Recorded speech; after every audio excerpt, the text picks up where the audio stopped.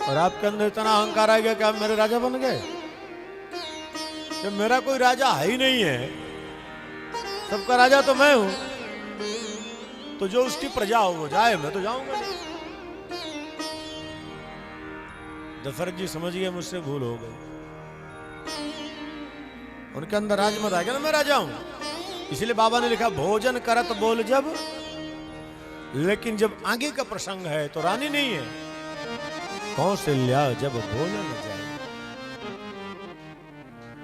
जब मां बुलवाई, मां बुलाने के लगी, भगवान चल पड़े। सारा खेल शब्दों का ही है त्रिपाठी जी, जीवन में सारा खेल शब्दों का है। इसीलिए हमारे जो साधक लोग हैं, रसिक लोग हैं, शब्दों को संभाल करके बोलते हैं। शब्द संभालत जीव को, शब्द डुबावत जीव, और जो समझा है शब्द को जग में वही सजीव। इसीलिए सोचिए ज्यादा मगर कम, ज्यादा बोलना भी अच्छी बात नहीं है।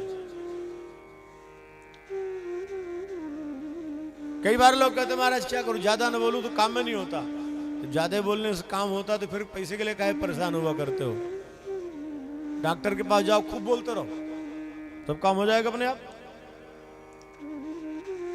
मान लो किसी की बीमारी हो जाए, खूब बोलो जाके, वहां सब हो जाएगा, बोलने से काम क्यों नहीं हो जाएगा।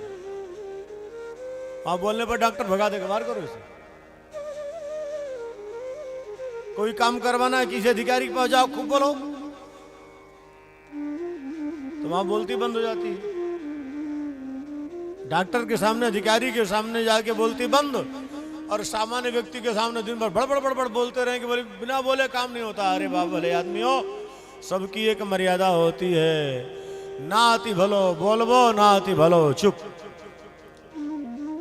ज्यादा चुप रहना भी दुखदाई है, ज्यादा बोलना भी दुखदाई होता है। इसलिए सोचिए ज्यादा मगर कम बोलिए। साधकों की मस्ती यही है, जब समय आता है तो बोलते हैं, और वैसे अनावश्यक बोलने कोई मतलब भी नहीं। अच्छा मेढक का शोर हो रहा हो, वहां खूब डांटो चिल्ला के, शांत हो जा। हमारे डांटने से मेढकों का शोर शांत हो जाएगा क्या?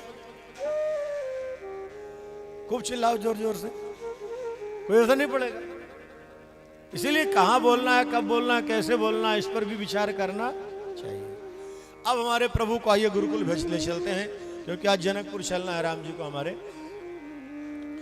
अब गुरुकुल की परंपरा अनादिकाल की थी। बच्चों को संस्कारवान बनाने के लिए पहले लोग गुरुकुल में भेजते थे।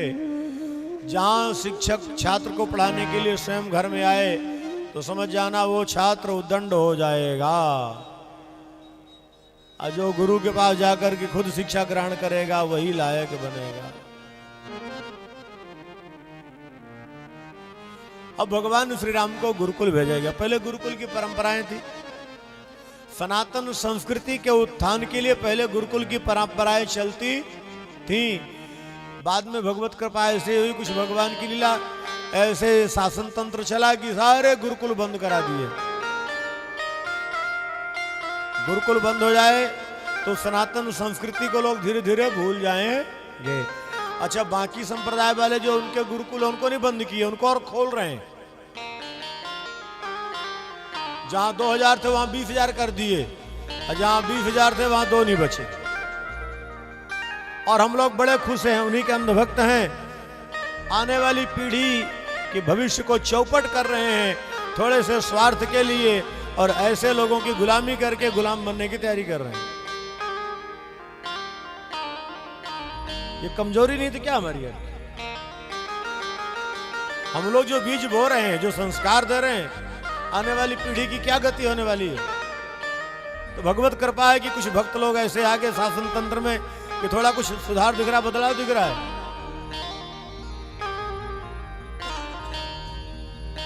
अनेक क्या दशा थी? सारे तंत्र, सारे मंत्र, सारे यंत्र, सारे सूत्र, सारे कानून एक ही थे, किसी प्रकार सनातन धर्म को खत्म कर दो बस।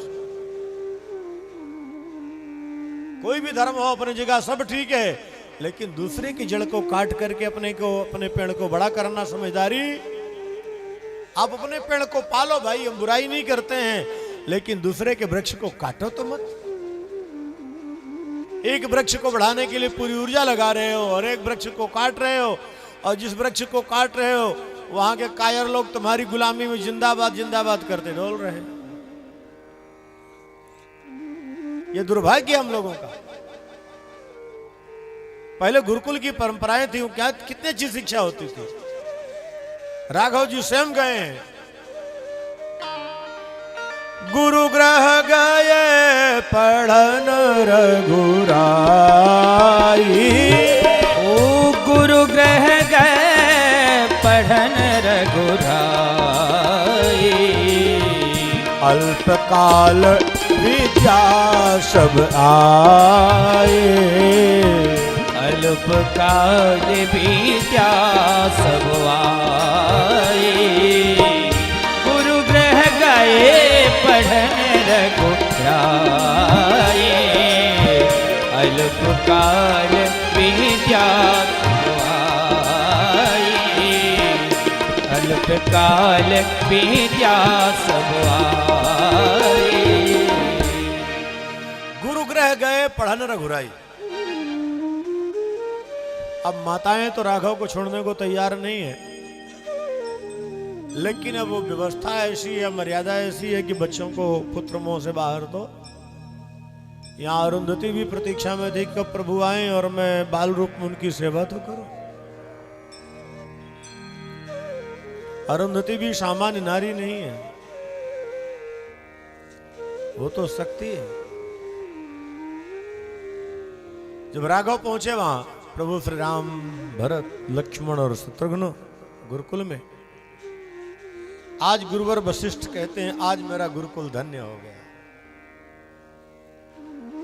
आज साधना सार्थक हो गई।